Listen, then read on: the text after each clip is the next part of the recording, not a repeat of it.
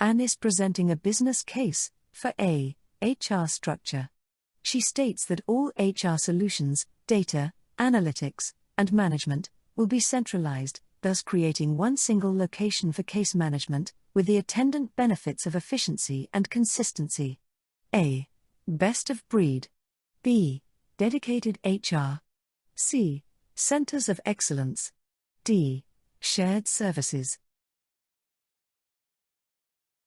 The answer is D. Companies use shared services as a way of organizing their HR activities into a centralized and commonly shared function/location. Shared services is the consolidation of HR operations that are used by multiple business units of the same organization. The shared service model can help businesses reduce costs, avoid duplication of effort, and allow a greater focus on HR strategy. A planned approach to learning that involves a combination of instructor-led training, self-directed study, and on-the-job training. A. Apprenticeship. B. Assessment center. C. Blended learning. D. Vestibule training. The answer is C. Blended learning describes the combination of various methods of learning. For example, e-learning is combined with traditional classroom methods and independent study to create a hybrid teaching method. An assessment center consists of several tests and practical simulations that are intended to show whether a person is the right fit for a particular position, or still performs optimally. It is often used to identify management potential. An apprenticeship is a system of training practitioners of a trade or profession, with on-the-job training and often some accompanying study. Apprenticeships enable practitioners to gain a license to practice in a regulated profession. In which of the following cases does the employer have to give a WARN notice? A. A major customer who buys over 65% of the company's products, cancels its purchases without prior notice. B. A company with 150-plus employees may file a bankruptcy, but has sought new capital to stay open, which will probably allow the company to avoid a shutdown. C. A plant closing that occurs as a result of a lockout. D. An employer of 200 employees engages in a reduction in force that results in an employment loss of 66 employees. The answer is D. Exceptions to the WARN Act includes faltering company, option B, unforeseeable business circumstances, option A, natural disaster, temporary project or facility, strikes or lockouts, option C. Option D is subject to the WARN Act's 60 calendar day notice.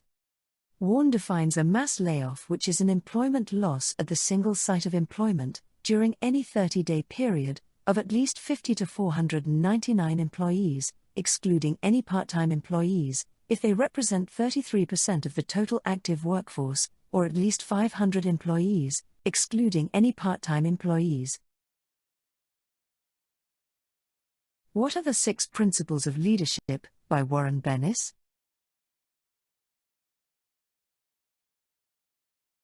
The 6 Principles of Leadership, by Warren Bennis. Magnanimity, humility, openness, integrity, dedication, creativity. The top-notch organization has increased the HR budget by 20% in order to make long-term investment in their employees, in a bid to increase their overall contribution to the organization. The top-notch organization is engaged in A. Formative training. B. Development. C. Succession planning. D. Socratic learning. The answer is B. Development refers to the long-term investment in an organization's employees to increase their overall contribution to the organization. Succession planning is the process of identifying and developing selected high-potential employees who will be able to fill top management positions when they become vacant. What is the best strategy for a global retail chain to manage the risk of interrupted merchandise supply? A. Eliminate product lines that are susceptible to continuous supply interruptions. B. Determine and develop multiple vendor relationships. C. Implement and enforce binding contracts with suppliers. D. Reward supplier integrity and consistency by sourcing exclusively from compliant suppliers. The answer is B. The best strategy for the retail chain will be to establish and develop multiple lines of supply.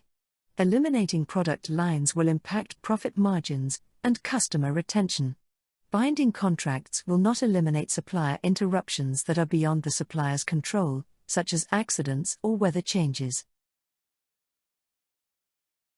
Is a budgeting method that emphasizes line item budgeting where the budget for the prior year is the basis for the next year with a minimal increase or decrease by a set percentage. A. Zero-based budgeting. B. Formula budgeting. C. Activity-based budgeting. D. Incremental budgeting. The answer is D.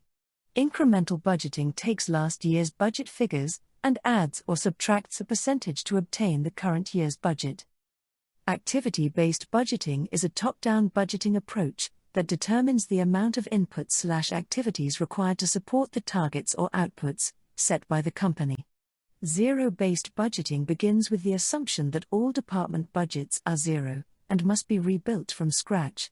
Managers must be able to justify every single expense. Formula budgeting involves the use of mathematical formulas to determine the dollars required to produce a given output.